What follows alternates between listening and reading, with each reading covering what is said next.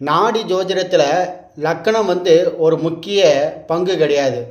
எந்த டேட்டில் பிறந்திருக்காரு, எந்த டைமில் பிறந்திருக்காரு அப்படின்ற கணிப்பு, எந்த இடத்துல பிறந்திருக்கிறார், மூன்றுத்தையும் போட்டு ஒரு ஜாதகத்தை கணிக்கும்பொழுது அவர்களுடைய ஜாதகத்தில் கிரகங்கள் எப்படி பயணப்பட்டு இருக்கு, மேஷம் முதல் மீனம் வரை எந்தெந்த ராசியில் எந்தெந்த கிரகங்கள் அமர்ந்திருக்கு, பாகை கலை விகிதத்தில் அவருடைய கிரகங்களை வரிசைப்படுத்தி நிலராசி, நீர் ராசி, நெருப்பு ராசி, காற்று ராசியின் அடிப்படையில் அவரவர்களுடைய கிரகங்களினுடைய சேர்க்கை பார்வையினுடைய அடிப்படையில் ஒருவருடைய ஜாதகத்தை நாடி ஜோதிடத்தில் மிக அற்புதமான பலன் எடுக்கலாம்.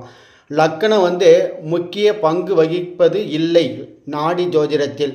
அதனால் கிரகங்களுடைய அடிப்படையிலும் கிரகங்களுடைய அமர்ந்த ராசிகளுடைய அடிப்படையிலும் தான் பலன்கள் அமையுது நாடி ஜோதிடத்தில்.